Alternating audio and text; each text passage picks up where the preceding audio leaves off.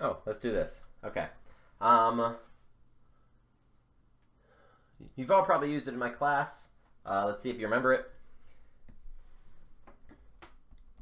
We're looking at an E1 problem for Unit 11. This is just converting linear to angular quantities or angular to linear. You've all probably used this in my class, but you know my blue circular kind of tape measure with the tape, it kind of like flops around, and you know, if I'm not looking, you'll stretch it out to like 30 meters and be like, hee hee hee hee, and you'll like try to crank it all up at once. That's what we're going to do in this problem. We're going to crank up the hand measure.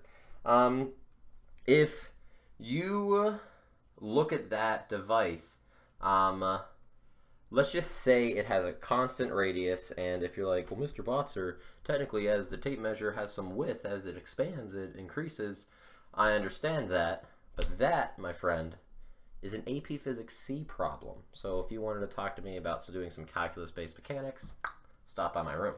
But let's just say it has a constant radius of, how big is that thing? About the A big? That's, let's just say about like 8 centimeters. So 0.08 meters. And you measure, you know, the metal tip that runs back towards you. It's coming back at a linear velocity of 2 meters per second. What's the angular velocity of the reel? So if you wanted to figure that out, it's pretty straightforward. You just know that omega equals V divided by R. So that's going to be 2 divided by 0.08. And if you do that, 2 divided by 0.08, you get 25 radians per second. Now, that is how quickly the tape on the inside is rotating.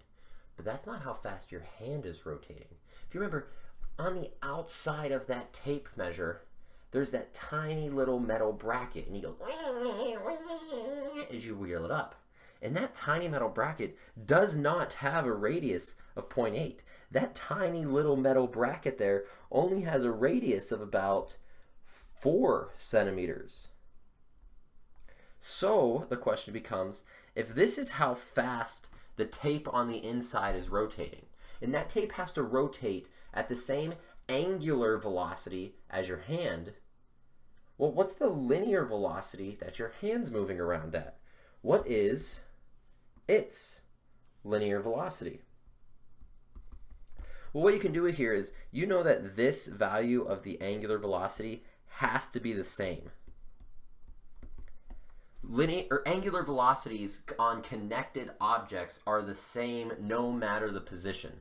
If you're on the outside of the merry-go-round or the very inside of the merry-go-round, you have the same angular velocity. It doesn't matter your radial distance, but your linear velocity will change.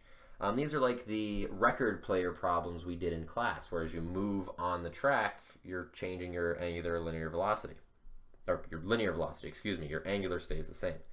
So if we have this same angular velocity that we already solved for, 25 radians per second, we can use it down here because this gives us another quantity to use. We know that our angular velocity is 25 rads per second.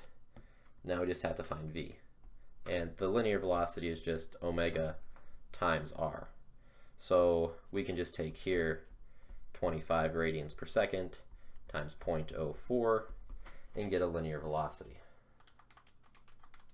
We get a linear velocity of exactly 1 meter per second. So this is interesting. We're actually rotating our hand around slower than the reel's coming in, simply because it's a smaller distance we're moving through, but we're rotating the whole thing. Well, that is true.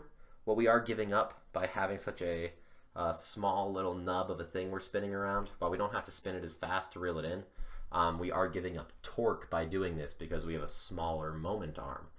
That little nub's only this big versus that. But it's okay because the tape measure is really light and we don't need to really worry about that. Okay? So that's how you can kind of approach an E1 problem. You're just looking between angular and rotational velocities or measurements. Those equations we have here that we've used, this and this, they're on the back of our best friend once again. Everybody forgets about that. And the big thing to remember is that your angular velocity, no matter where you are in the system, as long as you're on that solid object and it is rotating as one connected object, it is the same. Okay? So with that, that problem is finished. You take it easy.